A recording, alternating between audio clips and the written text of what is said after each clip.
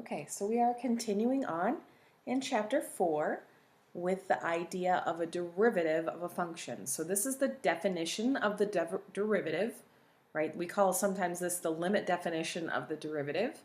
And what the derivative is the instantaneous rate of change at a specific, in this particular case. Or we can also say that it's the slope of the tangent line at that specific point. We can also call it the rate of change at that specific point, okay? And so what we want to do is we're going to find the slope of the graph, or we'll say to the slope of the tangent line to the graph of f of x equals 8x minus 1 at the point 1, 7. Now hopefully we do sort of remember that doing some of this, right? This piece right here, just without the limit, is called the difference quotient, which we did, I know, at least a day or so in lab. And so this f of x plus h notation means I'm going to take x plus h and I'm going to plug it in for x here. All right, so I'm going to write out my formula first. So I'm going to start out with a limit as x approaches 0, or I'm sorry, not x, h, okay? As h approaches 0, so that's that little piece to the right of x, we're just shrinking it, all right? And so what we're going to do here is we're going to take f of x plus h, so that means I'm going to take x plus h and put it in here for x. So that means I'm going to have 8 times x plus h minus 1, and then I have minus, the next part of it is f of x, so I have 8x minus 1, and I always put that in parentheses. So just to be this piece here, right, this is f of x plus h, and then this piece here is f of x. So this is just, I'm putting it in this formula, and I'm writing this all over h. Now it's really important that we use our notation correctly. We really do need to write the limit symbol every time, and so my next step is to write the limit as h approaches 0 of, okay, so now I'm going to do some algebra here. I have 8x plus 8h, I'm just distributing my 8, minus 1, and then I have minus, so then I subtract here, so I have minus 8x, and then I'll have minus minus, so I get plus 1 over h. All right, so then hopefully there's some simplification I can do here, and there is. So this 8x here and this 8x here cancel each other out. This negative 1 and this positive 1 also do that as well. So now on my next step, the limit as h approaches 0 of 8h over h, okay? So now we know that, right, if I tried to plug in h is 0 back here, then I get 0 over 0. So if you don't believe me, go back and try. But that's indeterminate form. So what I'm doing here is now trying to get rid of, right, this h in the denominator, because that is what's causing the division by 0. And so then my last step is, so this is where I always know if I've done something algebraically incorrect, in order for this h to simplify, every term left on top has to have an h in it so I can factor it out. And so any term without an h, like these 8x's and the 1's, they should cancel each other out. And if they don't, you probably have a sign error. And so I end up with just 8. Well, surprise, surprise, right? Because guess what? This isn't actually changing, right? This is a straight line, and so the slope is always 8, regardless of where I'm looking at it. And so this was a little bit of a trick, but it was a nice, easy algebra one for us for the first try. Okay. All right, so let's look at a different one. All right, so we're going to find the slopes of tangent lines to where the curve itself is f of x equals x squared, and we're going to find the slope at different points because x squared, right, this isn't a straight line, this is a curve, and so it's changing all the time. And so we're going to do the same thing here. So I'm going to write the limit as h approaches 0 of, all right, so the first thing is f of x plus h, and so I'm going to plug in x plus h here, so I have x plus h quantity squared, right? This is x squared with x plus h in it. So I'm just going to write this up here, right? This is f of x plus h, this piece here. And now I have minus f of x, which is just x squared, right, over h. I'm just using my formula. All right, so now Again, right, every time I use this, I should end up with indeterminate form. If I plug in h as 0, then I get x squared minus x squared, which is 0 over h is 0, right? So I have indeterminate form, so now I'm trying to simplify my limit. So the rest is what we already know how to do. So now I have the limit as h approaches 0 of, I'm going to expand this x plus h quantity squared, remembering that this is really x plus h times x plus h. So I get x squared, and then I get an xh, and I get another xh plus an h squared when I multiply this all out. So I'm going to write this as x squared plus 2xh, because these two things are like terms, plus h squared. So that's going to go in here for this, okay? So I have x squared plus 2xh plus h squared, and now I have the minus x squared that I need to bring down over h. All right, so just like before, anything without an h should simplify, and it does. Right, this x squared and this x squared conveniently simplify. And I'm left with limit of h approaches 0 of 2xh plus h squared over h. All right, so I'm going to write that this is equal to the limit as h approaches 0 of, all right, so what the goal here is to get rid of this h in the denominator, and I do have an h that's common to both up here, so I need to factor it out at the top. I get 2x plus h on top over h, and now this does in fact simplify. And now, right, there's no reason that I can't take this h equals 0 and plug it in here to take my limit, because now, right, this is all nice when I'm not going to divide by 0, so there's this. So my end result is 2x, okay? So I'm going to write this then as, right, because really up here I maybe should have said that f prime of x was equal to this limit. And so now I have f prime of x is equal to this 2x, okay? So basically this is a nice, neat formula that's going to tell me the slope of my tangent line at any value of x that I want, okay? Or the instantaneous rate of change. That's the same thing. And so I want at 2, 4, at 3, 9, and at negative 2, 4. Well, there's not really a place for me to put in y, so I just need to pop in my x values. So first of all, at 2, 4, right, I have f prime of 2. So I'm just plugging it in. So I'm plugging it into my formula here, and I get 2 times 2, which is 4. So that means that the slope at x equals 2 here is positive 4, right? It gets quite steep, right, if we think of what this looks like. Right, so we're talking about the tangent line maybe here. And so it's quite got a steep positive curve to it. All right, so then let's look at 3, 9. All right. Again, I'm going to just pop in. I only have a place for my x. So this is f prime of 3. And so I get 2 times 3, which is 6. And you notice that my graph just keeps getting steeper, right? And so it should, the slope of this line should be steeper. And so that seems realistic. All right, and so then the last one point that we were supposed to find it at was at negative 2, 4. And so at negative 2, 4. So this time my x value is negative. So this time I have f prime of negative 2. And so this gives me 2 times negative 2, which is negative 4, which makes sense because negative 2 was over here, right? So when I hit my graph up here, the slope there of my tangent line is definitely negative, okay? And so this is how we use it. So all we need to do is apply all we need to do. Sometimes there's a little algebra involved, I'll admit that.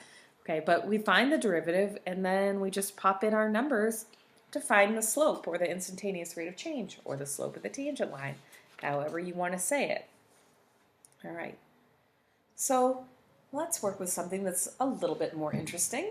Okay, so we want to find the equation this time of the tangent line to f of x equals the square root of x plus 1 at x equals 3, okay? So we've said all along that the slope of the tangent line is the derivative, okay? So essentially let me figure out what my point is here. So I've only given, so to write an equation of a line, right, my point slope is y minus y1 equals m times x minus x1. So I already know this x1 is 3. So all I need to do is find my y value here, and then all I'm left with is a slope. So, right, my y value, right, I should be able to do that without much thought. So I put in the 3 here. My y value is f of 3, right? That's how I figure out my y value, which is the square root of 3 plus 1. Oh, how convenient, because the square root of 4 is 2. Okay, so I already know that I have y minus 2 equals the slope times x minus 3. So I have that part. The slope, m, is f prime of 3, right? It's the slope of the tangent line there. And so I find the derivative at that point. So what I'm looking here for is f prime of 3. Now I'm not just going to leave that f prime of 3 there. I'm actually going to find the number. But that's what we're going to find here. Okay, so first we're going to find f prime of x. So f prime of x is equal to the limit as h approaches 0. I always want to say x, it's h. All right, so I'm going to plug in my f of x plus h. All right, so that means I have the square root of, so my original function is x plus 1, so x plus h goes in for x, and then I have the plus 1, and then minus f of x, so this is f of x. Now this one looks a little bit more complicated. We're going to have to remember some of our simplification for limits, and this is what I have. Okay, so if I plug in h as 0, I immediately get 0 over 0, which is indeterminate form. Now, hopefully, it's not been that long that we remember, oh wait, look, those are a radical equation, so that means I'm going to multiply by the conjugate. So I'm going to multiply the top and the bottom of this limit by the square root of x plus h plus 1, and then plus the square root of x plus 1, right? The complete opposite, the part that we're with the radicals, I'm just changing the sign in between them. Nothing underneath the radical ever, just the sign between them. And of course I have to multiply by 1, so it has to be exactly the same down here. All right, so as always, when I am simplifying this radical, I'm only going to multiply together the part that I'm actually rationalizing. So this was the part that I was rationalizing, so I'm only multiplying that together. The bottom I'm just going to let sit down here. I don't want to mess with it, because if I do, I will miss the beautification of the simplification that will happen. Okay, so these two things I just sit down here together, right? I'm not doing anything with them. These I'm going to multiply together, and remember that I'm foiling, or however you want to think of it. I'm multiplying a binomial times a binomial. When I multiply this one times this one, right, two square roots, they're exactly the same, then I get rid of the root and I get x plus h plus 1, right? I'm going to get a middle term here with this that's negative, and I'm going to get a middle term here that's positive, right? They're exactly the same and they cancel each other out. That's why I do this in the first place, is so that I basically am going to get rid of all of my radicals. And then the last one comes from this times this, so I'm going to get minus, because one's plus and one's minus. And when I multiply these two guys together, again, they're the same, and I'm multiplying them together, so I just get back what's underneath the radical. Now when it's minus, make sure you use parentheses, or things that the algebra won't work out for you. Okay, so I'm going to just drop the f prime for right now and just write the limit as h approaches 0. All right, so let's distribute our minus sign in the top. I get x plus h plus 1 minus x minus 1 over h times this square root of x plus h plus 1 plus the square root of x plus 1, parentheses. All right, so now hopefully good things happen here, and they do. Here's my x, here's a negative x, here's a positive 1, here's a negative 1. And in the end, I'm left with the limit as h approaches 0 of just this lonely little h on top. All right? And I still have this down here, the square root of x plus h plus 1 plus the square root of x plus 1.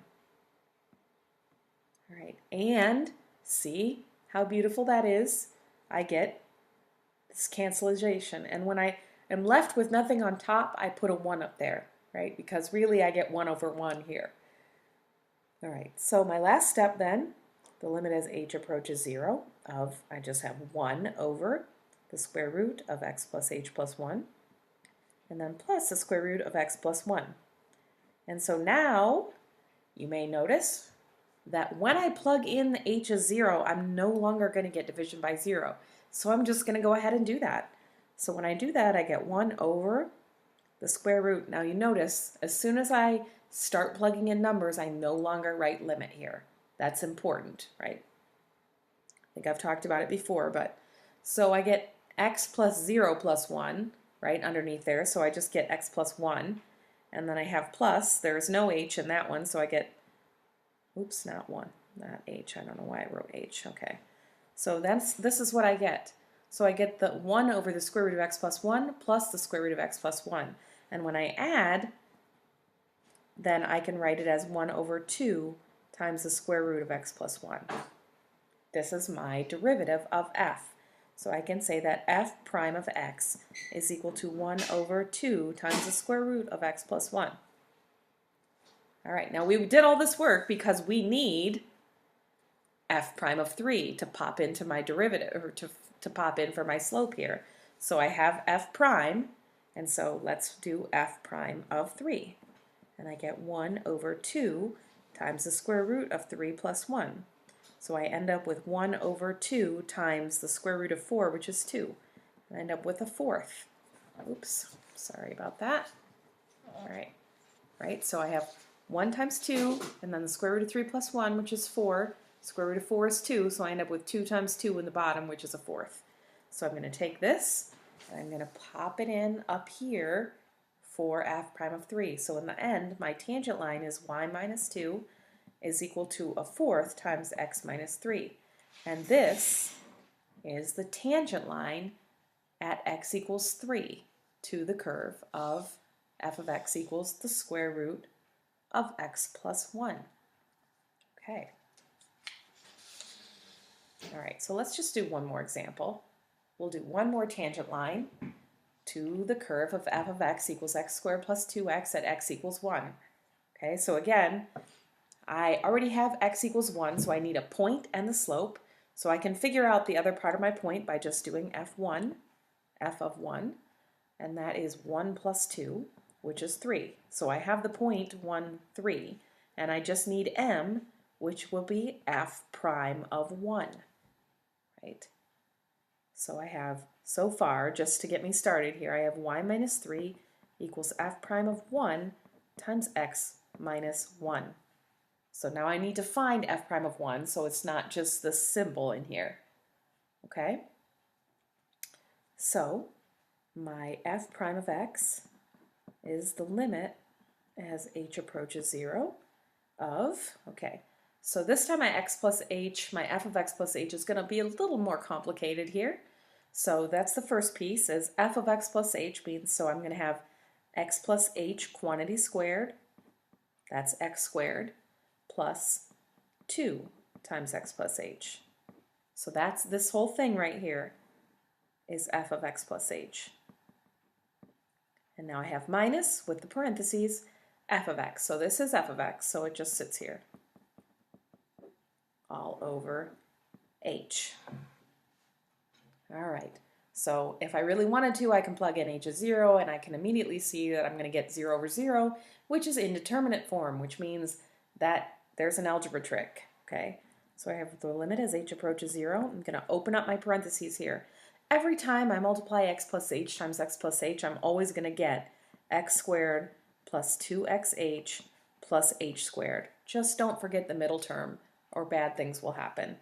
All right, so then I have 2 times x and 2 times h, and then minus, all right, I'm going to distribute my minus sign, minus x squared minus 2x over h. All right, so hopefully all I'm left with is h terms in the top. So I get this x squared here, which cancels out with that. And let's see, I have a 2x here and a minus 2x here. So in the end, I get the limit as h approaches 0 of 2xh from here. I get an h squared and then I have a 2h over h. Right? I still have 0 over 0 when I plug in h as 0, right? Because all these terms have h in it, and so I still need to go one step farther. So I'll write the limit as h approaches 0 of, I'm gonna factor out the h here because it's in all three. That's what I need to do, and get 2x plus h plus 2 over h. And now I have this beautiful simplification. And so the next thing that I can do here is now I can plug in h as 0, right? I'm not dividing by 0, and I'm going to get my, let me write f prime of x is equal to 2x plus 2 because my h becomes 0, right? I just directly substitute in my h. So there's my f prime. Now I know I specifically needed f prime at 1, and so I'm going to calculate f prime of 1, which is 2 times 1 plus 2, which is 4. And so this gives me, right? So my original, what I had here so far, was y minus 3 equals, and then x minus 1. And so now instead of f prime of 1 here, I'm going to put in the actual number, which is 4. And there's the equation of my tangent line. Okay.